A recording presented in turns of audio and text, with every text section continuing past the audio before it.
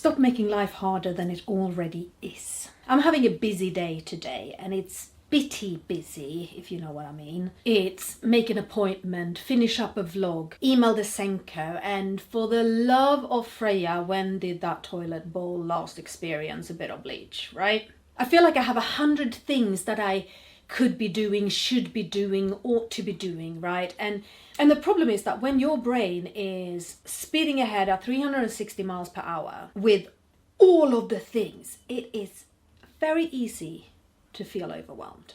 And that's the point when you find yourself Googling best productivity hacks and you surface 2 hours later with at least 20 more things to add to your to-do list and nothing has actually gotten done. Yes? Sounds familiar? This is the Feminine Duality, a podcast about midlife, hormones, burnout, and how to manage all the crazy demands we have put upon us without drowning in overwhelm. I'm Tova, and I'm so happy you're here. Whether you're listening on Apple or watching on Spotify or YouTube, please make sure you follow or subscribe to the podcast, leave a rating, review, a comment, and most importantly, share your favorite episodes with your favorite people. I don't want you to add 20 more things to your to-do list. I would actually quite like to give you permission to start taking things off your to-do list. I'm going to give you permission to stop doing things. So here is what you are allowed to stop doing and how to do it. Don't write a to-do list. Don't do it. Instead, use a to-do list. Because you already know what you need to do. And if you write down things without really seriously thinking through what you have capacity for today, chances are you're going to give yourself a long to-do list of really heavy tasks. You're not going to be able to do any of them, and you're going to end the day feeling like an absolute failure. A to-do list, on the other hand, is all the things that you just happened to do. That you get to write down, tick off, and go, ta-da! The to-do list teaches you to see how much you're actually doing and give yourself some credit for it. The other thing with the to-do list is that you start to recognize how important certain things are. On my to-do list today, I have things like made the bed, did the washing up, put away the clean dry laundry, as well as get dressed and put on makeup. And remember to eat, woman. Because these things are way more important than you think they are, and way more valuable, and they carry way more credit than you actually give them. And the remember to eat woman actually came from the fact that I kind of forgot. I had breakfast and then it was suddenly 5 hours later and I wasn't just hungry, I was completely losing executive function. I stood staring at my fridge going, what do I eat? And instead of agonizing over what on earth to eat, I outsourced the decision. And this is another thing you're allowed to do. You're allowed to outsource decisions. AI is great for this. I literally used the voice note function on ChatGPT and went, I have half a block of halloumi, I have some fresh vegetables, no lettuce, I have pasta, rice, cream, I have no brain, no energy. What on earth am I having for lunch? A little bit later, I sat down with a beautiful bowl of crunchy vegetables, air-fried halloumi, nice dressing, some nuts and seed salad sprinkle on top, and after that, life was good again. Is it really that difficult to come up with the idea of a halloumi salad when you're looking at half a block of halloumi and a vegetable drawer full? No, in reality, it isn't. But when you have depleted yourself, forgotten to refuel, and your brain is simply not braining, yeah, it's kind of difficult. Takes a lot of effort in that stage to go, oh, I know what the logical step here is. I outsource the decision. And there are a lot of decisions you can outsource. Say that you're faced with a choice of 3 things to get on with today that all are kind of equally important and all are kind of equally energy draining or energy giving, and you really only have capacity to do one. Voice note your chosen large language model and talk it out. Get it out of your head. The decision doesn't need to sit in here. It can actually be on a piece of paper. You don't need to use AI for this. You can use pen and paper. You can talk to another person.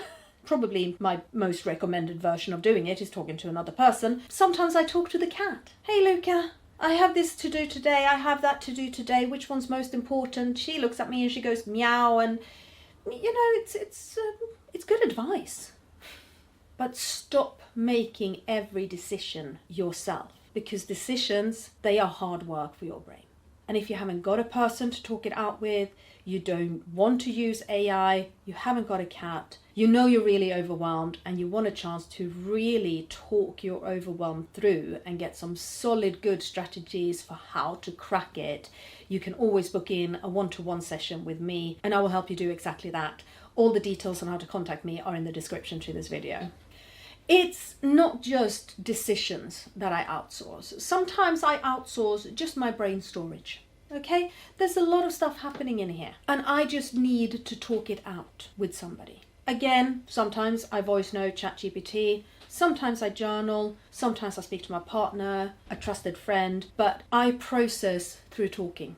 And all the stuff that's happening in here, it doesn't need to stay in here. Sometimes it just needs to come out. You're allowed to not to try and keep everything inside your head. And this whole thing of externalizing your thoughts is really helpful because it gives you a different picture. Things that, while they're still buzzing around inside your head, can be problems, can be big, can create a lot of negativity bias. When you externalize them in that way, you start training your brain to see them differently. The same thing with gratitude journaling. I'm a huge fan of a gratitude journal. Every day, at the end of the day, write down 3 good things that have happened. 3 things that I'm grateful for, or just 3 good things. And training my brain to look for the positive. Kind of similar to the to-do list. With the to-do list, you're training your brain to see how much you actually get done. With a gratitude journal, you're training your brain to see the positive in life, to see how good things actually are. Another thing you're allowed to stop doing is thinking that everything has to be perfect. One thing that can often happen when you're spinning into overwhelm is that mess and clutter starts building up around you. And then you get stuck in I need to clean this perfectly or it's not good enough. But cleaning it perfectly is a big job, it's overwhelming. And so I'm giving you permission to think that partially done is better than not done at all. Having made the bed and picked up the floor wardrobe is infinitely better than not having deep cleaned the whole bedroom. Doing half the washing up is better than not having any clean plates at all. Taking the clean laundry off the dryer and putting it in a bag so that you have space to hang the next load is better than leaving the next load rotting in the washing machine. Partially done is better than not done at all.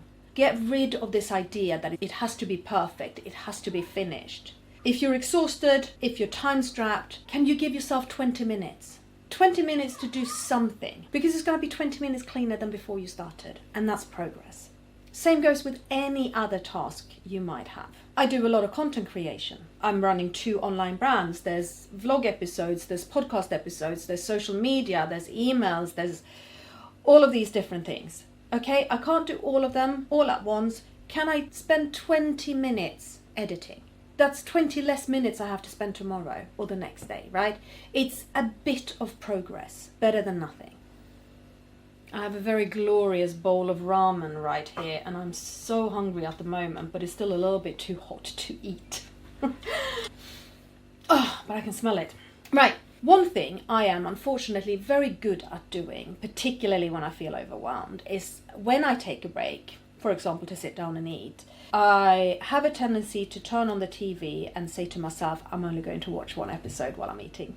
Or I pick up my phone and think I'm only going to check my Instagram messages quickly while I'm eating.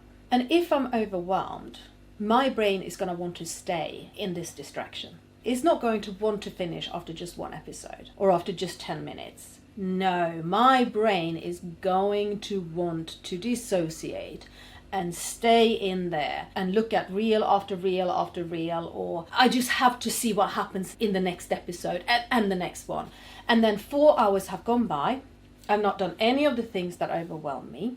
My brain has not calmed down because it's having constant input, and I will not be talking nicely to myself after a 4-hour long doom scroll.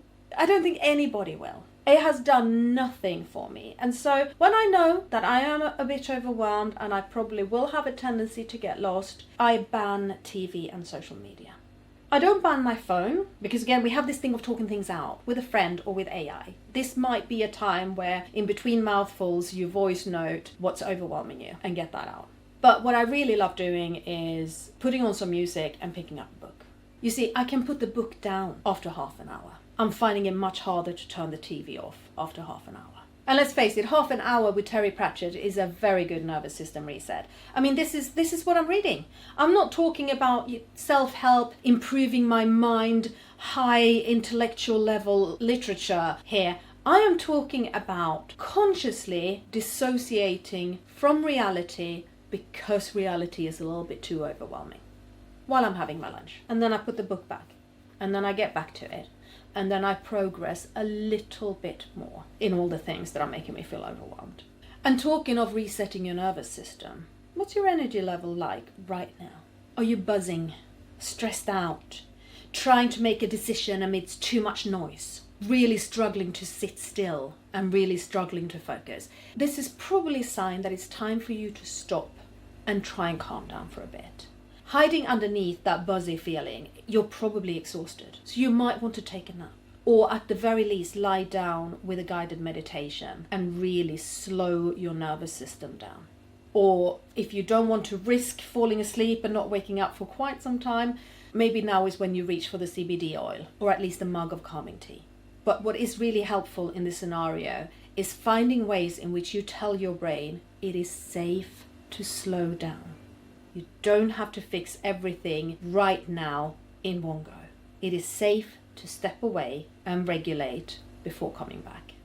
On the other hand, if you're feeling rather sluggish, kind of finding it hard to get out of the chair, your motivation has got up and gone, you might want to do something to rev you up a little bit. Obviously not at bedtime when you want to wind down, but it's the 2 p.m. slump. You're feeling it and you've still got the rest of the day to get through. Music, dance around, sing along to it, clap your hands, go, go, go, go as you're dancing. Looks ridiculous, feels ridiculous, really works. And even though these seem like completely opposite to each other, they are two sides of the same coin. They are both ways in which you work with your nervous system based on what you need right now. Ask yourself, what state am I in and what do I need for it? Before I move on to the last one, and I'm obviously saving the best one for last, let's have a quick look at what all of these have in common. They all remove resistance. The to-do list removes the feeling that you never get anything done. Using AI for meal planning removes a decision. Talking it out removes mental clutter. Gratitude journaling removes the brain's negativity bias. Limiting yourself to only 20 minutes of cleaning, it removes the belief that things have to be done perfectly. Terry Pratchett instead of Instagram, it removes that black hole. Having a lie down removes the pressure to push through. Dancing and clapping your hands removes inertia. And finally, pick what is not going to happen today. And that removes impossible expectations. You're overwhelmed. You have too much on your shoulders and you can't do it all. Accept that something is getting dropped. Decide what it is before guilt or even worse exhaustion decides for you. Okay? Pick the shit that will not happen today. Will my toilet actually experience some bleach today? Maybe, maybe not. Will I take the 2 bags of outgrown clothes to the charity shop? Oh, absolutely not. That is one of many things I've decided that I'm not doing today. Instead of a to-do list, it's a not today list. And actually, a lot of these things that I've spoken about are things that can go on the not today list. I am not making decisions about what I'm eating today. I am not spending 3 hours deep cleaning the flat today. There are so many things that I'm decided are not happening today. This can also look like asking for help. I mean, I asked ChatGPT for help to make a decision about lunch. Sometimes I ask my partner to sit on a FaceTime call with me as I get through a task that I know I struggle with doing. Because while I still may have to do the task, I don't necessarily have to be alone in carrying my emotional load about it. He can be there as a steady and calming influence, just his presence, and make the task lighter for me. And I mean, having him on a video call when I do the washing up, right? I get to talk to my favorite person, the washing up just happens. Brilliant. Body doubling. What a concept. It's also about planning around your reality. Honestly, check in with yourself as you're thinking about what you need, could, should, want to do in a day. What are the actual real life constraints that will impact how much you get done? What is your energy like? What capacity do you have? What I ask of myself looks very different whether I have my girls with me or not. Whether my oldest daughter is in hospital or not. Whether I'm on my period or not. All of these impact my energy and my capacity. And based on that, I get to pick what stays on the to-do list and what gets dropped. How do you feel about these suggestions? Are they making you feel a little bit lighter? That you have permission to let a few things go? That things don't have to be as hard and as heavy and all on you? And that is not about adding more things onto your life, but actually it's about letting go on quite a lot and make things a little bit lighter. Yes, all of these things, they're a practice. And the first time, it might not be that easy. It might not be that straightforward, but it does get easier over time. And over time, they also allow you to zoom out from your life. You get a bigger picture, you get a different perspective. When you have that bit of a distance, it's a little bit easier to ask yourself, is there a pattern here? Is there something I can tweak in this kind of situation that next time will make it easier to deal with? You will stop telling yourself that you're worthless, that you're a failure, that you're broken.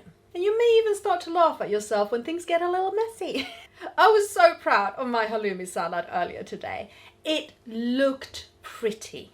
It smelled amazing. I knew it was going to taste amazing. I knew it was nutritious. It was a good meal. It had taken me less than 10 minutes to make it.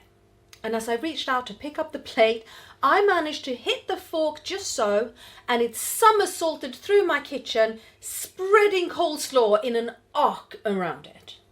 So I may have had to add a minute or two to clean the floor.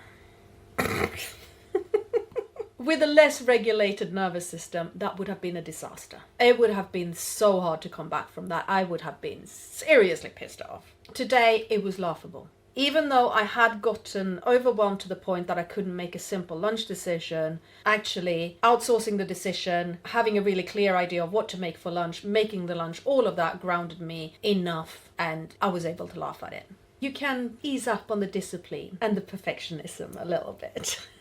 I am disciplined in that I have a lot of systems in place to help me manage my life. But those systems are there to make my life easier, not more rigid. Such as outsourcing my lunch decisions. Having a capsule wardrobe of clothes that don't need ironing. That has made my life so much easier. In my content creation, I tend to batch and repurpose. So I have a system templated out of how I create a podcast episode and make social media posts out of it. The same with how I make a special needs family vlog and how I make social media posts about it. Batching, repurposing. An easy system that I follow each time. I don't have to reinvent the wheel. I have my bullet journal template. It's very quick to draw out. Every month looks the same, every day looks the same. If you want a copy of that template, there's another link in the description below where you can pick that up. You will get a template of my quarter by quarter planner, month by month planner, and monthly vision board that will help you dream big, make progress, but remain realistic within your energy and capacity levels. I keep all of my medicines and vitamins in a Ziploc bag by the bed. It is not pretty. The part of me that wants a really tidy, minimalist, perfect showroom quality habitat, she is not happy. She does not like the baggie of vitamins, okay? She wants these things tucked away in a beautiful storage box. But if I do that, I am wasting so much mental energy on remembering to take them. And so much mental energy on beating myself up for when I inevitably forget. And also, this is my hormone replacement therapy that I take to remain a vaguely functioning human being. If I forget that, my life falls apart. So it stays in a baggie by the bed. Is it pretty? No. Does it work? Absolutely. One less decision, one less piece of resistance, one less trap. Each and every one of these things is one less trap. And I'm not going to sit here and pretend that I never ever get overwhelmed. Of course I get overwhelmed. None of these have made my life change completely overnight. They just make today 2% easier. And when your life is genuinely full, 2% is a bloody good return on investment. From